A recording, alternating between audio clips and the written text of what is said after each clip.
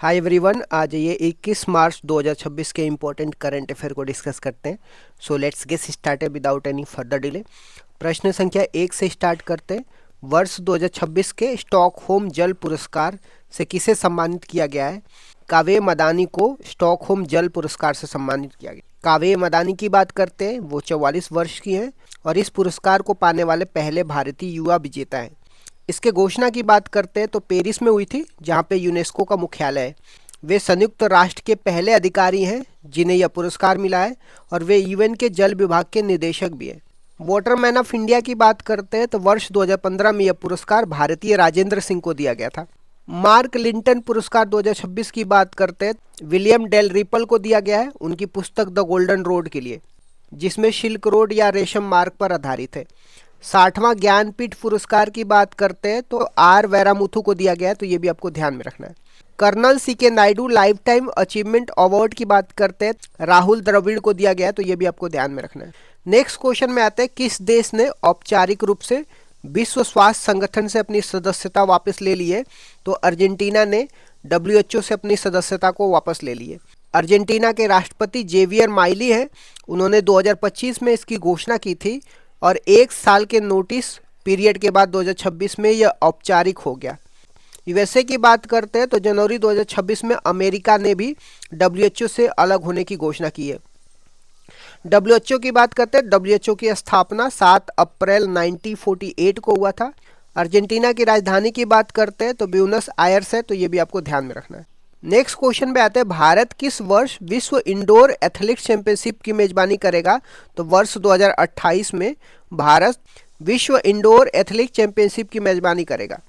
मेजबान शहर की बात करते हैं तो भुवनेश्वर कलिंगा स्टेडियम में होगा। अब भारत पहली बार इसका मेजबान बना है और इसे होस्ट करने वाला एशिया का चौथा देश बन गया है। इसके निर्णय की बात करते हैं तो पोलैंड के तोरुन में हुई वर्ल्ड एथलेटिक्स काउंसिल की बैठक में लिया गया है। एथलेटिक्स फेडरेशन ऑफ इंडिया के हेड की बात करते हैं तो बहादुर सिंह है। कॉमनवेल्थ गेम 2026 ग्लासगो में और 2030 अहमदाबाद भारत में होने वाला है, तो ये भी आपको ध्यान में रखना है। नेक्स्ट क्वेश्चन पे आते हैं, भारत ने फ्लोटिंग लिडार बाय सिस्टम का सफल परीक्षण कहाँ पे किया है? तो तमिलनाडु के चेन्नई के पास मुंतम तट पे किया है। इसके परीक्षण की बात करते हैं तो इसका परीक्षण NIOT के द्वारा किया गया है, जिसका full form national institute of ocean technology है। लिडार की फुल फॉर्म की बात करते हैं तो लाइट डिटेक्शन एंड रेंजिंग है। फ्लोटिंग लिडार बाय सिस्टम के कार्य की बात करते हैं तो ये समुद्र में हवा की प्रोफाइल, चक्रवात की जानकारी, मौसम डेटा, सटीक मैपिंग का काम करेगा। नेक्स्ट क्वेश्चन में आते हैं, भारत का कौन सा project metropolis project lead platinum pre certificate प्राप्त करने वाला पहला प्रोजेक्ट बना है? रिलायंस एमिटी सिटी जो झज्जर हरियाणा में है, इसने भारत का पहला metropolis project lead platinum pre certification प्राप्त किया है। यह सर्टिफिकेट यूएसए की संस्था द्वारा सस्टेनेबल सिटी प्रोजेक्ट को दिया जाता है। इसका उद्देश्य पानी की बचत, ग्रीन हाउस गैस उत्सर्जन की कमी और प्रदूषण को कम करना है। नेक्स्ट क्वेश्चन में आते हैं, फेयर से फुर्सत योजना की शुरुआत कहाँ की गई है? तो रीवा मध्य प्रदेश में की गई है। इसका उद्घाटन केंद्रीय नागरिक उड्डयन मंत्री राममोहन नायडू द्वारा किया गया है। इसके नारा की बात करते हैं तो वन रूट वन फेयर है। इसके तहत व्यस्त रूट जैसे रीवा रायपुर, जयपुर दिल्ली का किराया फिक्स कर दिया गया है ताकि उतार चढ़ाव ना हो। यह उड़ान योजना का हिस्सा है, तो ये भी आपको ध्यान में रखना है। नेक्स्ट क्वेश्चन में आते हैं, विश्व गौरैया दिवस 2026 कब मनाया गया है? तो 20 मार्च को मनाया गया है। 20 मार्च को ही विश्व खुशहाली दिवस भी मनाया जाता है।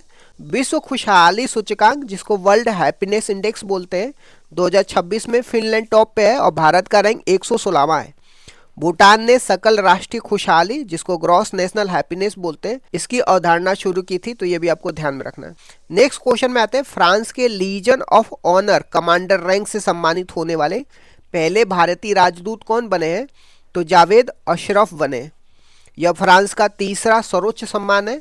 2023 में पीएम मोदी को फ्रांस का सर्वोच्च सम्मान ग्रैंड क्रॉस मिला था। एन चंद्रशेखरन की बात करते हैं तो उन्हें यूके का KBI अवार्ड प्राप्त हुआ है, तो ये भी आपको ध्यान में रखना है। नेक्स्ट क्वेश्चन में आते हैं, लोअर काफली जल विद्युत परियोजना का शुभारंभ कहाँ पे किया गया है? तो असम में किया गया है। यह 120 मेगावाट की रन ऑफ द रिवर परियोजना है, जिसका वर्चुअल शुभारंभ पीएम मोदी ने किया है। यह कोपली नदी ब्रह्मपुत्र की सहायक नदी पर स्थित है, तो ये भी आपको ध्यान में रखना है। नेक्स्ट क्वेश्चन में आ जाते हैं, वसंत उत्सव चापचार कूट का आयोजन कहाँ पे किया गया है? तो मिजोरम में किया गया है। यह उत्सव झूम खेती से संबंधित है, जिसको /1 बोलते हैं। इसमें चेराव समुदाय द्वारा प्रसिद्ध बांस नृत्य किया जाता है, जिसको बम्बू डांस बोलते हैं। इसको ट्रिक से भी आप याद कर सकते हैं कि रम पीकर बांस से कूटा, रम से मिजोरम हो गया और बांस से बांस नृत्य हो गया, कूटा से चापचार कूट होगा। कुछ और इम्पोर्टेंट तथ्य की बात करते हैं तो राष्ट्रीय दंत आयोग केंद्र सरकार ने 19 मार्च 2026 को इसके गठन की अधिसूचित किया है। कलिंजर किला की बात करते हैं तो उत्तर प्रदेश के बांदा जिला में स्थित है, जिसे हाल ही में राष्ट्रीय भू विरासत स्थल घोषित किया गया है। इको सेंसिटिव जोन की बात करते हैं तो राजस्थान के कुंभलगढ़ वन्य जीव अभ्यारण्य को इको सेंसिटिव जोन घोषित किया गया। नमो लक्ष्मी योजना की बात करते हैं तो लड़कियों की शिक्षा के लिए गुजरात सरकार द्वारा शुरू की गई है। सिक्किम की बात करते हैं तो पुलिस कॉलर पुरस्कार पाने वाला 15वां राज्य बना और संस्थागत श्रेणी में सुभाष चंद्र बोस आपदा पुरस्कार जीता है। इस तरीके से मैंने कुछ इंपॉर्टेंट करंट अफेयर को डिस्कस कर दिया। Thank you so much guys, keep loving, keep supporting, bye bye, see you.